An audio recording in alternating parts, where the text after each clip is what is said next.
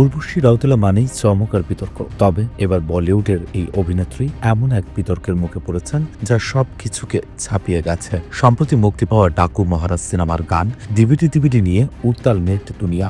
গানটি প্রকাশ্যে আসার পর থেকেই উর্বশীর নাচ এবং তার ভঙ্গিমাকে কেন্দ্র করে সমালোচনার ঝড় বইছে।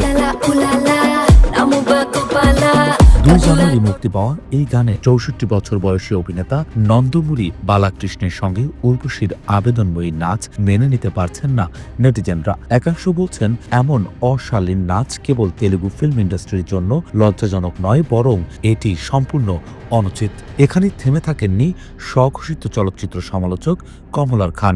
তিনি মন্তব্য করেছেন, এ ধরনের নাচ দেখে মনে হয় সিনেমার পরিবর্তে নীল সিনেমা তৈরি করা হচ্ছে। কমলার খানের এই তির্যক মন্তব্য হেলায় উড়িয়ে দেননি উর্বশী। পাল্টা জবাবে তিনি বলেছেন, যারা নিজেরা জীবনে কিছু করতে পারেননি তারা অন্যের পরিশ্রম নিয়ে প্রশ্ন তোলে। প্রকৃত শক্তি অন্যকে নিচু দেখানোর মধ্যে নয়, বরং তাদের কৃতিত্বে প্রশংসা করার মধ্যেই। নেটিজেনদের এক অংশ বলছেন, এই গানের নাচের ভঙ্গিমা এতটাই অশালীন যে এটি কোরিওগ্রাফারের জন্য লজ্জার বিষয়। একজন লিখেছেন, অশ্লীল নাচ দেখে কি সিনেমা জনপ্রিয় হতে পারে? আরেকজন বলছেন, একজন অভিনেত্রীর জন্য এমন দৃশ্য অসম্মানজনক। কেন তারা এসব করতে রাজি হন? উর্বশী 2013 সালে সানি দেওয়ালের সঙ্গে সিং সাব দ্য গ্রেট সিনেমার মাধ্যমে বলিউডে পা রাখেন। তবে বিতর্ক যেন তার ক্যারিয়ারের অবিচ্ছেদ্য অংশ।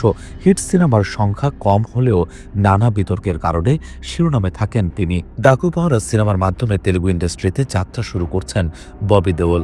উর্বশীর এই বিতর্কিত গান নিয়েও সিনেমাটির মুক্তির আগে বাড়ছে আলোচনা।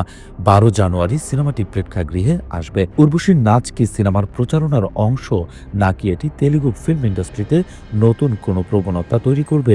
নেটিজেনদের তীব্র প্রতিক্রিয়া সত্ত্বেও এই বিতর্ক কি শেষমেশ সিনেমাটিকে জনপ্রিয় করবে? উত্তরের জন্য অপেক্ষা করতে হবে 12 জানুয়ারি পর্যন্ত।